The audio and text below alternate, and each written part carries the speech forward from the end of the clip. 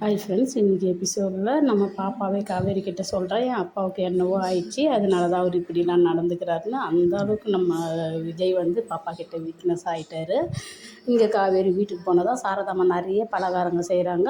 ஏம்மா இவ்வளோ பலகாரம், தீபாவளி கூட 1-2 தானே செய்வேன்னு தான் அந்த அம்மா வந்து அந்த பாப்பா வீட்டுக்கு போகிறேன்ல அதனால தான் சொன்னதும் காவேரிக்கு கோவம் வருது. இந்த இடத்துல காவேரி அரைச்ச மாவு அரைக்கிற போலேயே கொண்டு வராரு நம்ம பிரவீன் சார். மற்ற சீரியல்லாம் எப்படி கொண்டாடுறாங்களோ அதே போல் கேட்டதே திருப்பி திருப்பி கேட்காத யோசி காவேரி, அதுதான் நல்லது. சாரதாம்மாவும் சொல்கிறாங்க, நான் ஏதாவது இது பிடிக்குது அது பிடிக்குதுன்னு கேட்டிருக்கிறேன்னா இது மட்டும்தான் பூர்வ ஜென்ம பந்தமோ என்னவோ தெரியல. அந்த பாப்பாவே அந்த தம்பி எனக்கு பிடிச்சிருக்குது, அந்த தம்பி நல்ல தம்பி, இதை மட்டும் எனக்காக செய்ய மாட்டியான்னு அந்த அம்மா கண் கலங்கிறது வந்து ரொம்ப நல்லா இருந்தது.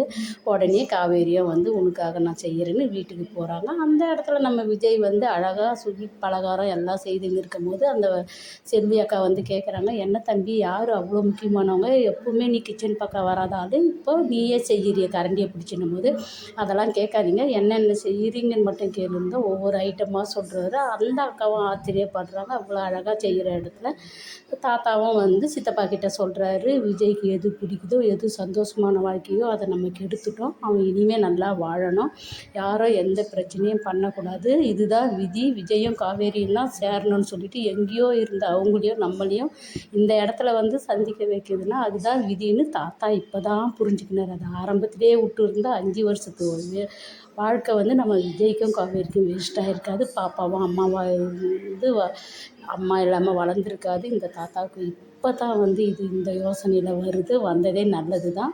நம்ம விஜயும் அவ்வளோ சந்தோஷமாக சமைச்சு முடிச்சுட்டு பாப்பா வந்து ஃபோன் பண்ணுறா, பண்ணாத டிஸ்டர்ப் பண்ணக்கூடாதுன்றாங்க. அவங்களே வருவாங்கன்னு சொல்லிக்கிட்டு இருக்கும் போதே சாரதாவும் காவேரியும் ஆட்டோவில் வந்து இறங்குறாங்க. ரொம்ப சந்தோஷமாக போயிட்டு வர வைக்கிறாரு. நாளைக்கு நல்லா பலகாரம்லாம் செய்து நல்லா சாப்பிட வச்சு காவேரி பழைய இடங்கள்லாம் கூட்டி காட்ட போகிறாரு. பாப்பாவும் காட்ட போகுது. என்ன நடக்குதுன்னு எபிசோடில் பார்க்கலாம். Bye by.